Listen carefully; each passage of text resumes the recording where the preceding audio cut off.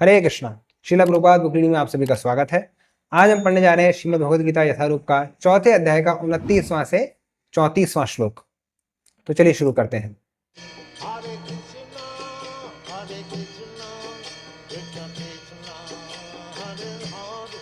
29वां श्लोक। अपाने जुह्वति प्राणम प्राणे पानम तथा परे प्राणापान गतिरुद्ध्वा प्राणायाम परायणाः अपरे नियताहार प्राणान प्राणेषु जुह्वति।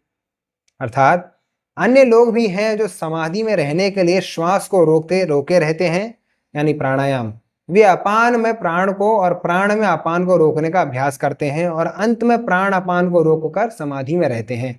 अन्य योगी कम भोजन करके प्राण की प्राण में ही आहुति देते हैं। तात्पर्य: श्वास को रोकने की योग विधि प्राणायाम कहलाती है। प्रारंभ में हठ योग के विविध आसनों की सहायता से इसका अभ्यास किया जाता है। ये सारी विधियां इंद्रियों को वश में करने तथा आत्म साक्षात्कार की प्रगति के लिए संस्तुत की जाती है। इस विधि में शरीर के भीतर वायु को रोका जाता है, जिससे वायु की गति की दिशा उलट सके। अपान वायु निम्नगामी अधोमुखी है और प्राण वायु ऊर्ध्वमुखी है। प्राणायाम में योगी विपरीत दिशा में श्वास लेने का तब तक अभ्यास करता है जब तक दोनों वायु उदासीन होकर पूरक अर्थात सम नहीं हो जाती। जब अपान वायु को प्राण वायु में अर्पित कर दिया जाता है तो इसे रेचक कहते हैं। जब प्राण तथा अपान वायु को पूर्णतया रोक दिया जाता है तो उसे कुंभक योग कहते हैं। कुंभक योगाभ्यास द्वारा मनुष्य आत्म सिद्धि के लिए जीवन अवधि बढ़ा सकता है। बुद्धिमान योगी एक ही जीवन काल में सिद्धि प्राप्त करने का इच्छुक रहता है, वह दूसरे जीवन की प्रतीक्षा नहीं करता। कुंभक योग के अभ्यास से योगी जीवन अवधि को अनेक वर्षों के लिए बढ़ा सकता है, किंतु भगवान की दिव्य प्रेमा भक्ति में स्थित रहने के कारण कृष्ण भावना भावित मनुष्य स्वतः इंद्रियों का नियंता यानी जितेंद्रिय बन जाता है। उसकी इंद्रियां कृष्ण की सेवा में तत्पर रहने के कारण अन्य किसी कार्य में प्रवृत्त होने का अवसर ही नहीं पाती। फलतः जीवन के अंत में उसे स्वतः भगवान कृष्ण के दिव्य पद पर स्थानांतरित कर दिया जाता है। अतः वह दीर्घ जीवी बनने का प्रयत्न नहीं करता, वह तुरंत मोक्ष पद को प्राप्त कर लेता है, जैसा कि भगवद गीता में कहा गया है। माम च यो व्यभिचारेण भक्ति योगेन सेवते सगुणान् समतीत्यतान् ब्रह्म भूयाय कल्पते। जो व्यक्ति भगवान की निश्चल भक्ति में प्रवृत्त होता है वह प्रकृति के गुणों को लांघ जाता है और तुरंत आध्यात्मिक पद को प्राप्त होता है। कृष्ण भावना भावित व्यक्ति दिव्य अवस्था से प्रारंभ करता है और निरंतर उसी चेतना में रहता है, अतः उसका पतन नहीं होता और अंततः वह भगवत धाम को जाता है। कृष्ण प्रसादम को ही खाते रहने से स्वतः कम खाने की आदत पड़ जाती है। इंद्रिय निग्रह के मामले में कम भोजन करना यानी अल्पाहार अत्यंत लाभप्रद होता है और इंद्रिय निग्रह के बिना भव बंधन से निकल पाना संभव नहीं है। 30वां श्लोक। सर्वेपेत यज्ञविदो यज्ञ शपितकल्मषाः यज्ञशिष्टामृतभुजो यान्ति ब्रह्म सनातनम।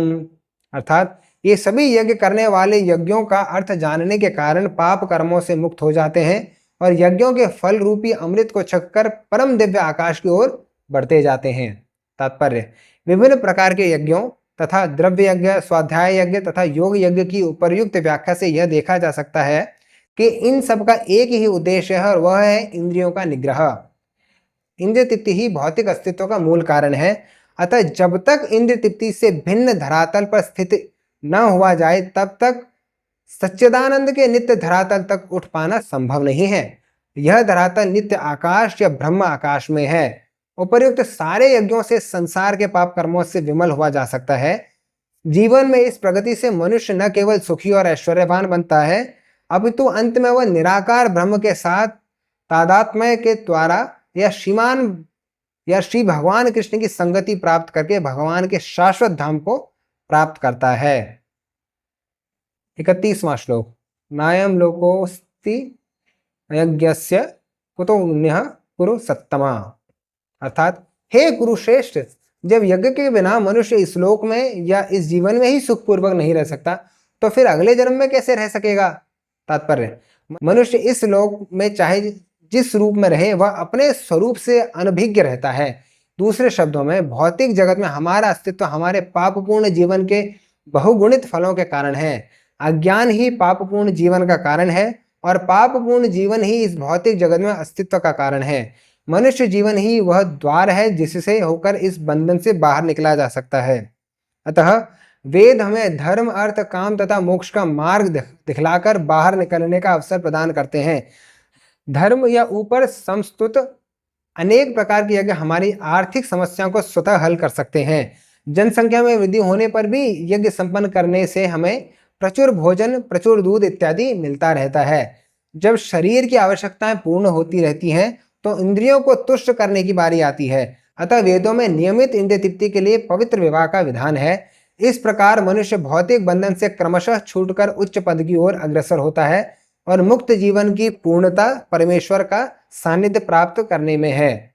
यह पूर्णता यज्ञ संपन्न करके प्राप्त की जाती है, जैसा कि पहले बताया जा चुका है। फिर भी यदि कोई व्यक्ति वेदों के अनुसार यज्ञ करने के लिए तत्पर नहीं होता तो वह इस शरीर में सुखी जीवन की कैसे आशा कर सकता है? फिर दूसरे लोक में दूसरे शरीर से सुखी जीवन की आशा तो व्यर्थ ही है। विभिन्न स्वर्गों में भिन्न भिन्न प्रकार की जीवन सुविधाएं हैं और जो लोग यज्ञ करने में लगे हैं उनके लिए तो सर्वत्र परम सुख मिलता है, किंतु सर्वश्रेष्ठ सुख वह है जिसे मनुष्य कृष्ण भावनामृत के अभ्यास द्वारा वैकुंठ जाकर प्राप्त करता है। अतः कृष्ण भावना भावे जीवन ही इस भौतिक जगत की समस्त समस्याओं का एकमात्र हल है।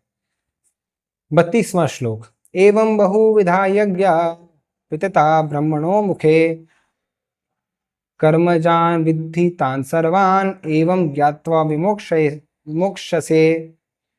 अर्थात ये विभिन्न प्रकार के यज्ञ वेद सम्मत हैं और ये सभी विभिन्न प्रकार के कर्मों से उत्पन्न हैं। इन्हें इस रूप में जानने पर तुम मुक्त हो जाओगे। तात्पर्य, जैसा कि पहले बताया जा चुका है कि वेदों में कर्ता भेद के अनुसार विभिन्न प्रकार के यज्ञों का उल्लेख है। चूंकि लोग देहात्म बुद्धि में लीन हैं, अतः इन यज्ञों की व्यवस्था इस प्रकार की गई है कि मनुष्य उन्हें अपने शरीर, मन अथवा बुद्धि के अनुसार संपन्न कर सके। किंतु देह से मुक्त होने के लिए ही इन सब का विधान है। इसी की पुष्टि यहाँ पर भगवान ने अपने श्रीमुख से की है।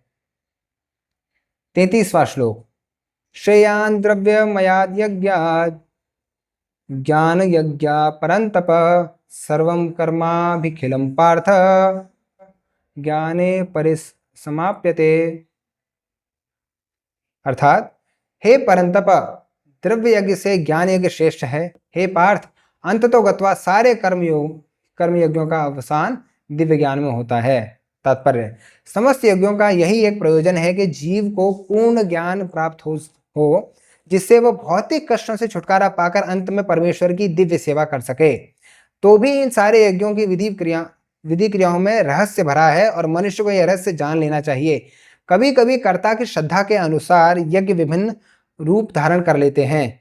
जब यज्ञकर्ता की श्रद्धा दिव्य ज्ञान के स्तर तक पहुंच जाती है तो उसे ज्ञान रहित द्रव्य यज्ञ करने वाले से श्रेष्ठ माना जाता है, क्योंकि ज्ञान के बिना यज्ञ भौतिक स्तर पर रह जाते हैं और इनसे कोई आध्यात्मिक लाभ नहीं हो पाता। यथार्थ ज्ञान का अंत कृष्ण भावनामृत में होता है, जो दिव्य ज्ञान की सर्वोच्च अवस्था है। ज्ञान की उन्नति के बिना यज्ञ मात्र भौतिक कर्म बन जाता है, किंतु जब उसे दिव्य ज्ञान के स्तर तक पहुंचा दिया जाता है तो ऐसे सारे कर्म आध्यात्मिक स्तर प्राप्त कर लेते हैं। चेतना भेद के अनुसार ऐसे यज्ञ कर्म कभी कभी कर्मकांड कहलाते हैं और कभी ज्ञान कांड। यज्ञ वही श्रेष्ठ है जिसका अंत ज्ञान में हो। 34वां श्लोक। तद्विद्धि प्रणिपातेन परिप्रश्नेन सेवया उपदेक्षन्ति ते ज्ञानम ज्ञानिनस्तत्त्वदर्शिनः। अर्थात, तुम गुरु के पास जाकर सत्य को जानने का प्रयास करो, उनसे विनीत होकर जिज्ञासा करो और उनकी सेवा करो। स्वरूप सिद्ध व्यक्ति तुम्हें ज्ञान प्रदान कर सकता है, क्योंकि उन्हें सत्य का दर्शन किया है। तात्पर्य, निसंदेह आत्म साक्षात्कार का मार्ग कठिन है, अतः भगवान का उपदेश है कि उन्हीं से प्रारंभ होने वाली परंपरा से प्रामाणिक गुरु की शरण ग्रहण की जाए। इस परंपरा के सिद्धांत का पालन किए बिना कोई प्रामाणिक गुरु नहीं बन सकता। भगवान आदि गुरु हैं, अतः गुरु परंपरा का ही व्यक्ति अपने शिष्य को भगवान का संदेश प्रदान कर सकता है। कोई अपनी निजी विधि का निर्माण करके स्वरूप सिद्धि नहीं बन सकता, जैसा कि आजकल के मूर्ख पाखंडी करने लगे हैं। भागवत का कथन है, धर्मम तो साक्षात भगवत प्रणीतम। धर्म पद का निर्माण स्वयं भगवान ने किया है। अतएव मनोधर्म या शुष्क तर्क से सही पद प्राप्त नहीं किया जा सकता। नहीं ज्ञान ग्रंथों के स्वतंत्र अध्ययन से ही कोई आध्यात्मिक जीवन में उन्नति कर सकता है। ज्ञान प्राप्ति के लिए उसे प्रामाणिक गुरु की शरण में जाना ही होगा। ऐसे गुरु को पूर्ण समर्पण करके ही स्वीकार किया जा चाहिए और अहंकार रहित होकर दास की भांति गुरु की सेवा करनी चाहिए। स्वरूप सिद्ध गुरु की प्रसन्नता ही आध्यात्मिक जीवन की प्रगति का रहस्य है। जिज्ञासा और विनीत भाव के मेल से आध्यात्मिक ज्ञान प्राप्त हो जाता है। बिना विनीत भाव तथा सेवा के विद्वान गुरु से की गई जिज्ञासाएं प्रभावपूर्ण नहीं होंगी। शिष्य को गुरु परीक्षा में उत्तीर्ण होना चाहिए और जब गुरु शिष्य में वास्तविक इच्छा देखता है तो स्वतः ही शिष्य को आध्यात्मिक ज्ञान का आशीर्वाद देता है। इस श्लोक में अंधानुगमन तथा निरर्थक जिज्ञासा इन दोनों की भर्त्सना की गई है।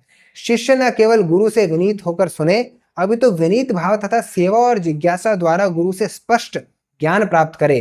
प्रामाणिक गुरु स्वभाव से शिष्य के प्रति दयालु होता है। अतः यदि शिष्य विनीत हो और सेवा में तत्पर रहे तो ज्ञान और जिज्ञासा का विनिमय पूर्ण हो जाता है। हरे कृष्ण। कृपया चैनल को लाइक करें, सब्सक्राइब करें। आपके कोई प्रश्न हो तो कमेंट बॉक्स में डालें। हरे कृष्ण।